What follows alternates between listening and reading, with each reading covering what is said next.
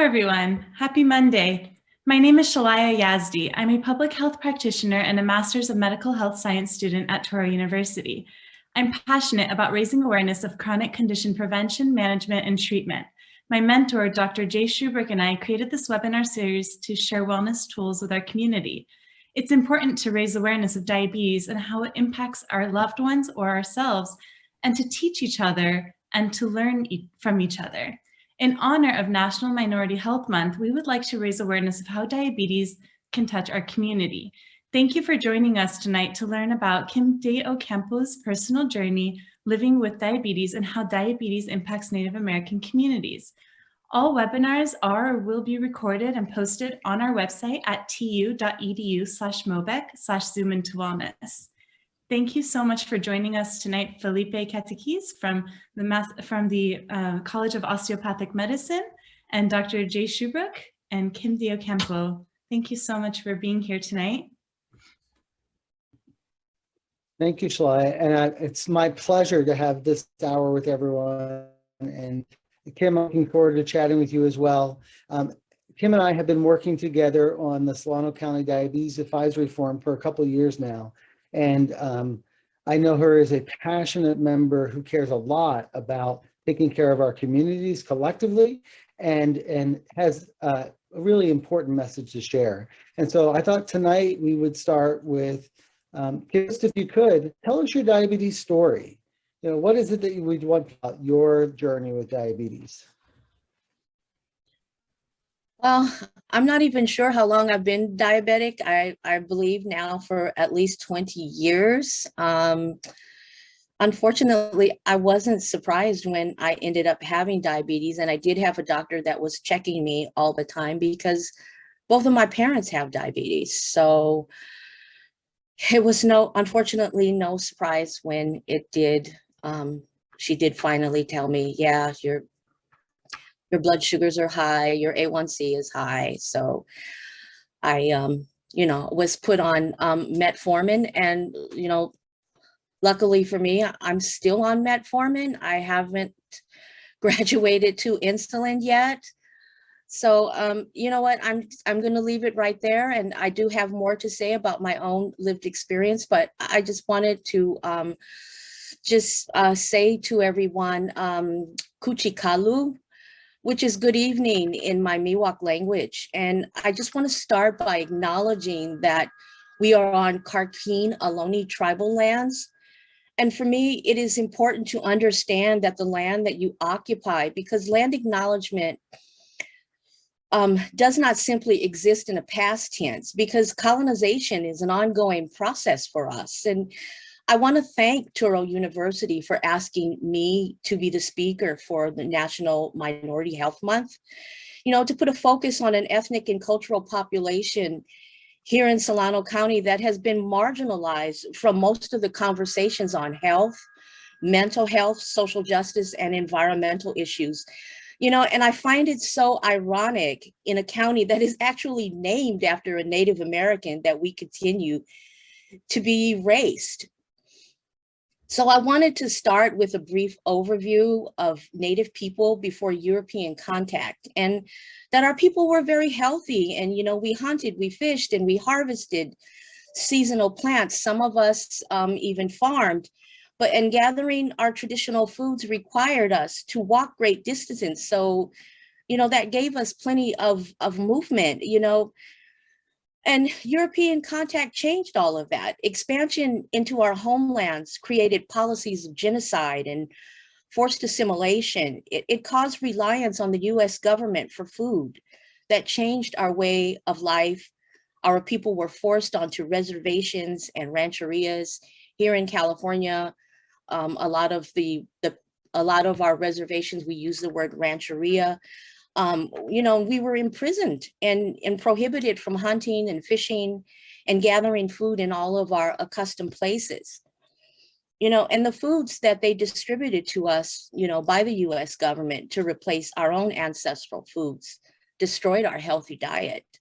These highly processed foods were sometimes referred to as commodities, and that are still distributed in some Native communities even today.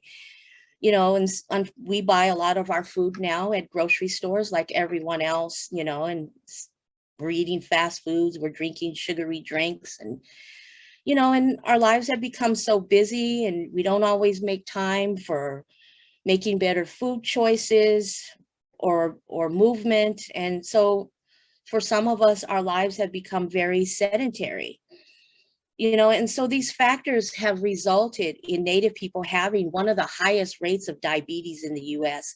And it's become a serious mortality for our people, as we have witnessed how COVID-19 swept through our communities, taking so many lives.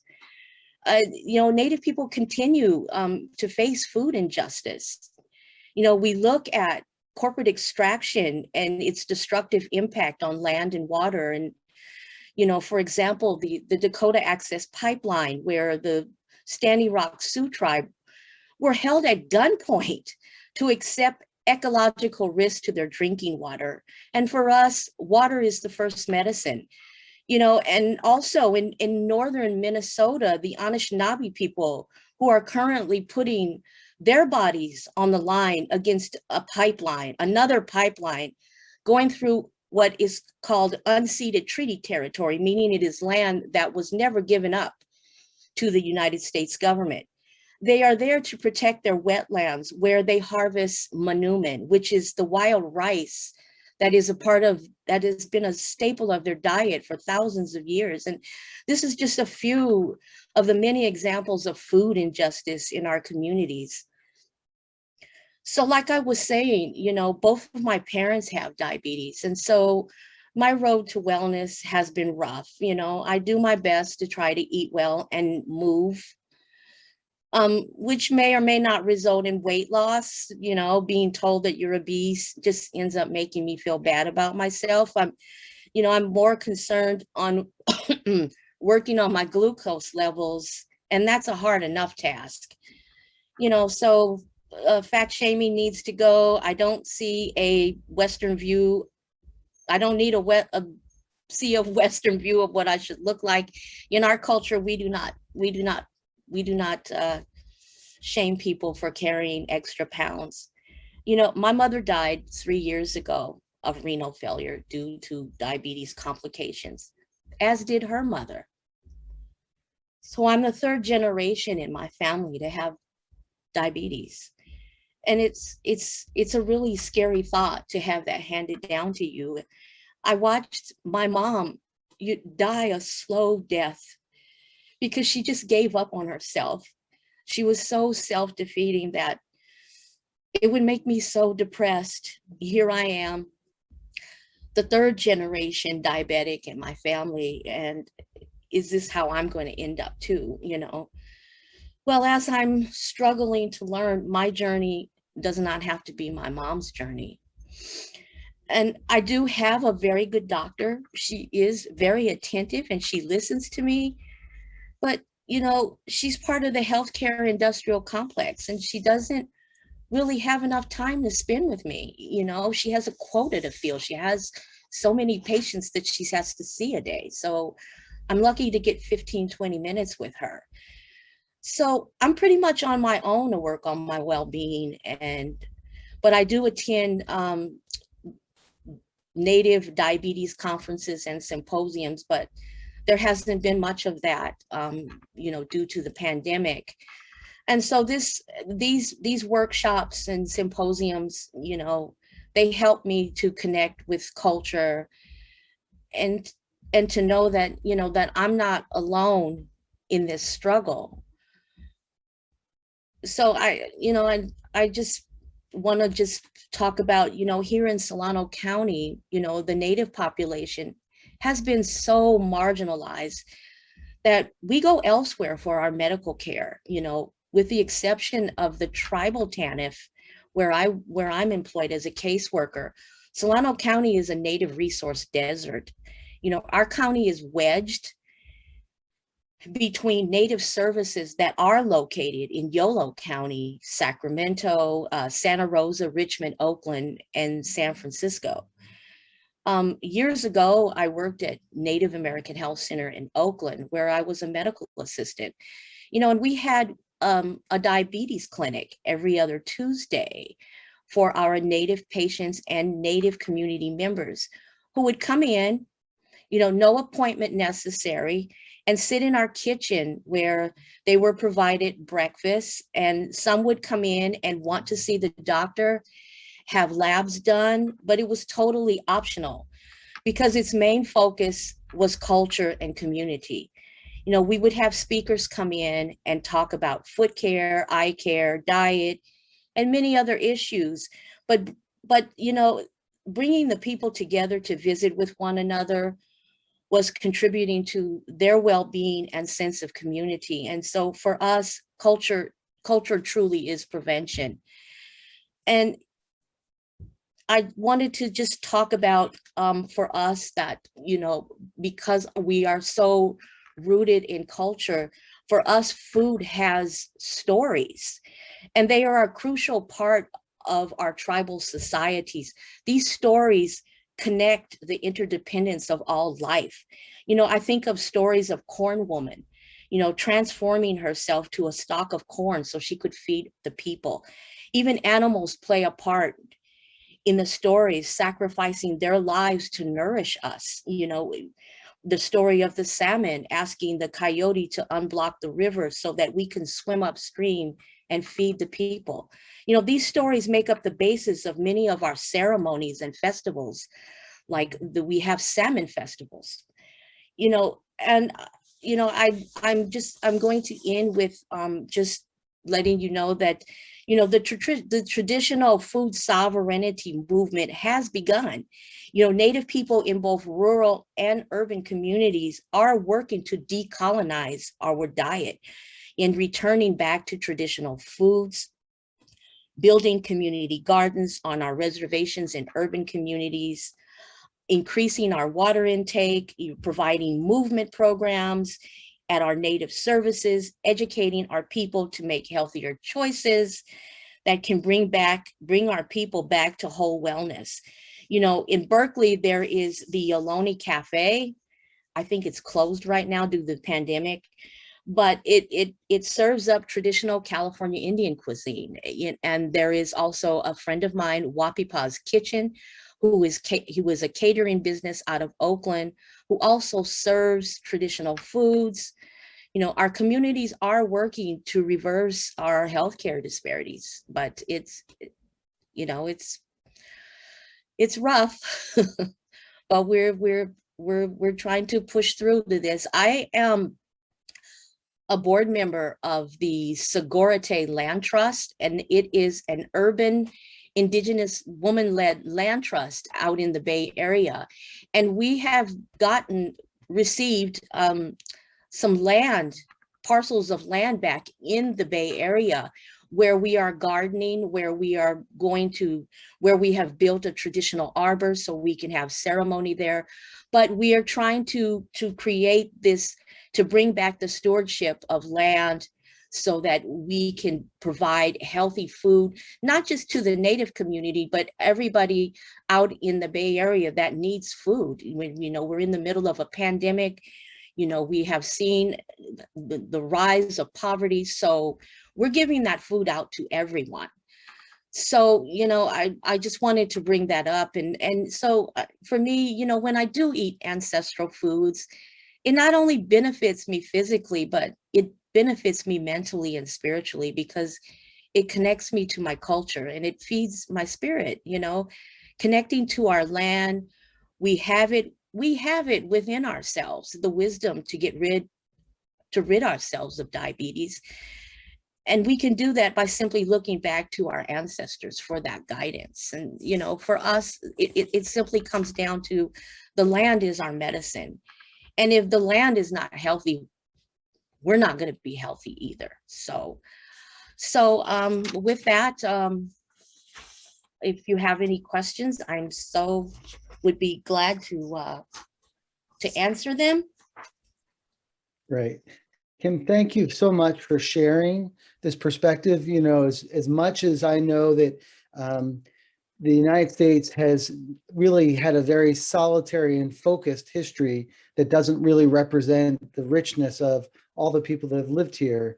I am enriched when you share your experience, because it gives me perspective that I haven't had before, and I will always welcome that. And I think that this conversation is the beginning of that, so we can understand each other. So thank you. Right. Thank you. Of course. So you said a couple things, and I want to spend a fair amount of time on this ancestral diet because it really rings true to me. But I do want to ask one question about you first. Tell me more about this. You were not surprised that you had diabetes. Was that because of your family history or something else? Family history, and the fact that when I was diagnosed, I was starting to put on weight. At the time, I was starting to go into menopause. I was also diagnosed with a hypothyroid issue. It's called Hashimoto's disease. Mm-hmm. So honestly, I wasn't surprised when it came. I guess in a way, sadly, I guess I was just expecting it. It's sad to say that I was just, and like I said, my mother's already passed away, but my father is still living. He's 85, and he still is a type 2 diabetic. He has not on insulin. And my father, he doesn't really follow a diet. He's still, I'm trying to get him. I said, Dad, you don't even need to drink diet sodas. You need to just dump soda altogether. But one of the things that he does is that he walks every day. He gets up and he walks. He does that. And so that has probably, I'm sure that has helped him, that he has continued on with movement. But, he still needs to work a little more on his diet, but, Okay. He's 85 and, he's not going to listen to me. Yeah, it's amazing. And Family is still family. also my brother is diabetic. My brother, that's a year younger than me, and he is on insulin. So, and he is also struggling with his diabetes. So, yeah. Yeah. So it's certainly, you can see just all around you the impact of diabetes, and certainly you can see what it can do. And so it is no surprise, well, if that's just what happens to my family, it's going to happen to me. So I understand that. Yeah. What And sadly, sadly, it has become sort of normalized in our culture. It's really sad, but I have seen that, where it has become a normal thing. Oh, you're diabetic? Oh, okay, well, welcome to the club. All us Indians got diabetes. Yeah. And that's not something we want to normalize, because it's not normal. So you're right. No, we don't. But sadly, it has become acceptable. Sure. So, I know that, as someone who spends a lot of time working with patients with diabetes, yeah, you said very clearly in my mind, the ancestral foods. We have foods that are very closely tied to our family, foods that are tied to our culture, and quite honestly, even our geography. And so, when you disrupt, and I think we've seen this from people who come from other countries to the United States, so it's no surprise that you see it in people who were in the United States and were moved. How do we bring back knowledge of the ancestral foods, and how do we, because for me, it's, I tell people a lot about eating whole foods, unprocessed foods.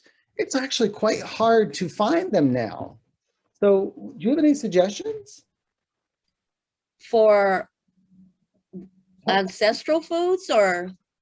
Yeah, so, you can speak to your ancestral foods. Well, as a California native, one of the main staples of our diet was the salmon, that we're all salmon people, and there were all of these beautiful rivers that are part of California. Of course, unfortunately, some of them have been destroyed or dammed.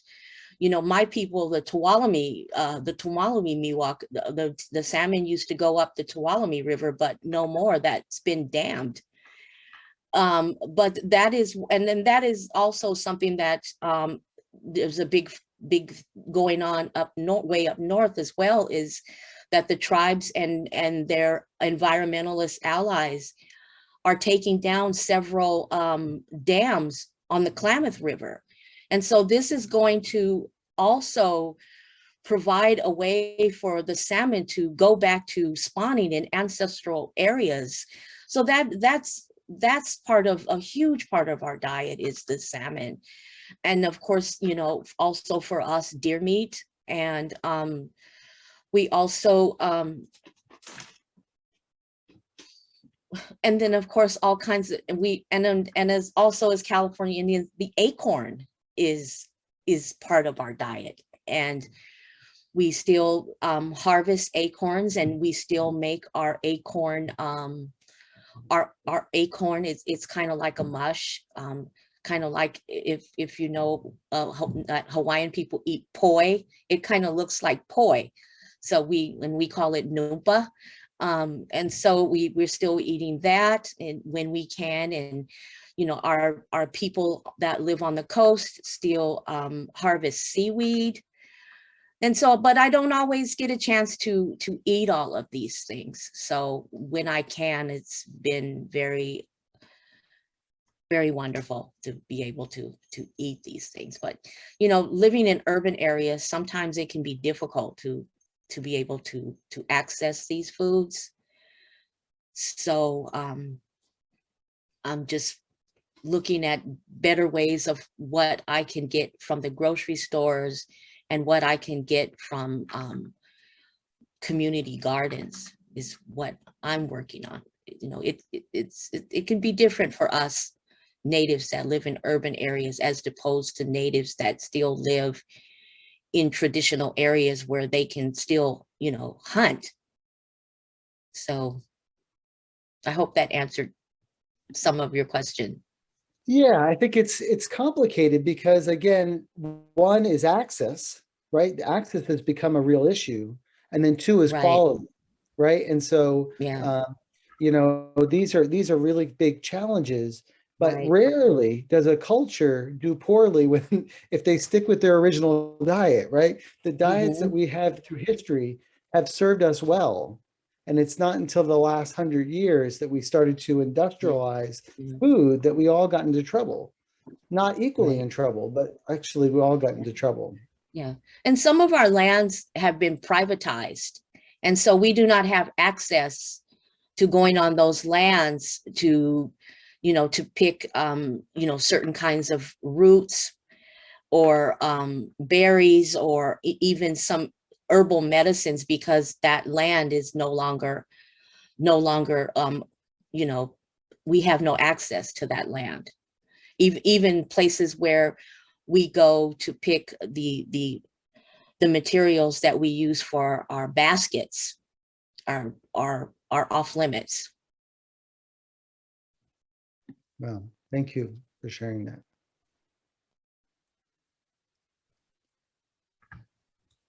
All right.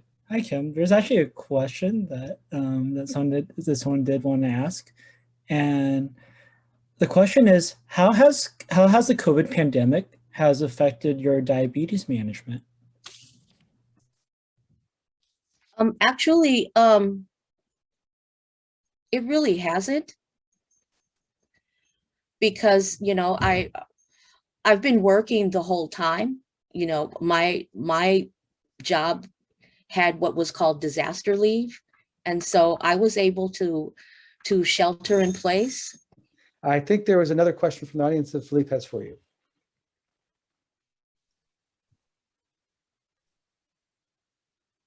Actually, we actually have another question from the chat, and it is, can you also talk more? I'm actually, let's say, pardon me. Let's see. I love what you said about culture's prevention. Can you talk more about that? And how can you see, and how you see we can leverage that to help Native people? Culture is Prevention is a program that we have in the Bay Area that's been put together by various Native American organizations. And, you know, we come together every year, but sadly we didn't have one last year, and we're not going to have one this year either, because we're going to just go ahead and give up this year of also physically getting together as our people start to get vaccinated. I was vaccinated on Friday.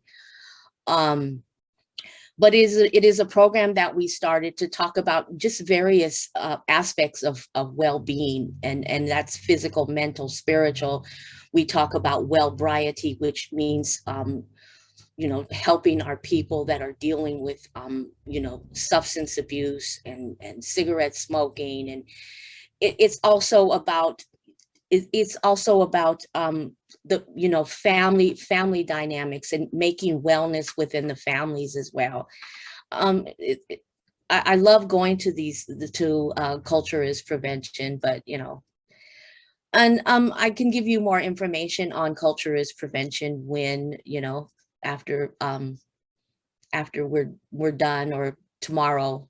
But yeah, it is a program called Culture is Prevention, and we're doing this in the Bay Area. Unfortunately, there's not anything happening for Native people here in Solano County at all.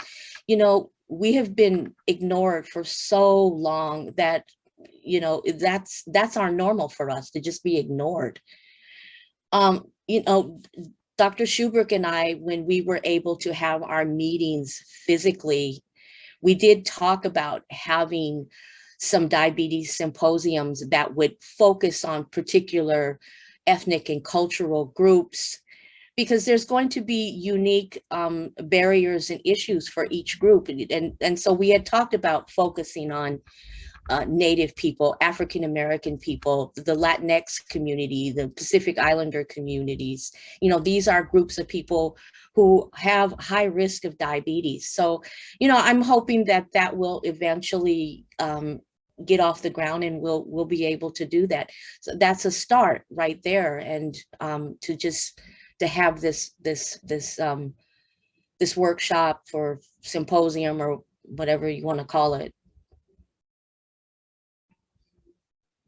So Kim, I welcome the opportunity you, Maya, and I can get together and get this going, because we have, as we speak, no, not tonight, we have the first of those programs running for the Filipino population in Tagalog. So we're doing a whole series in Tagalog, and we would be thrilled to have the opportunity to work with you to provide tailored programming that is meaningful and culturally competent, or at least culturally sensitive. That's probably a more appropriate word for the Native population. Well, so I just have a question about the Tagalog. Is it bilingual Tagalog and English? Because not all Filipino people speak Tagalog, especially those who have been here in this country for a long time and lost their language. Actually, my grandmother is Tuolumne Mewuk, and my grandfather is Filipino. He was one of the Filipinos who came over in the 1930s all by himself. So, you know, they didn't have anyone to marry other than Indigenous women or Mexican women or other Asian women. So, and his father, who never taught them anything about their culture or the language. So he would be someone who is a Filipino ancestry, but he doesn't speak the language. So I would love to see something that was more bilingual, because not everyone came here and learned their language. Yeah. So some people were shamed. Some people were shamed in speaking their language. Sure. You're here now. You need to learn English. Well, and we see that even today, right? I mean, Yes, that's not absolutely gone away. Not that it's correct or even right. This particular class is led by 2 bilingual leaders, but the class is in Tagalog. But when people signed up, we gave them the choice of what they wanted to do. So they could sign up for a Tagalog class or an English class. And of course, we would do the same with any group that would want to partner with us. So I have another question for you. You had mentioned that you had diabetes for nearly 20 years, if I heard you correctly. And it sounds like you're just taking I think so. metformin. I've actually lost track, but I'm just Sure. guessing at least 20 years. And you're just taking metformin. Yeah. So that sounds to me like a success story, quite honestly, because most people with diabetes experience needing more and more medicine. So what's your take on medicine for diabetes? How Well, have you been able to Well, manage you it? know, I just recently did my A1C, so and then let's just see what that's gonna look like. Okay. The last time I did it, it wasn't good, and she increased my metformin. I'm actually on 1,000 milligrams BID. That's not good. But so I will see her on May 3rd, and let's just see what that looks like.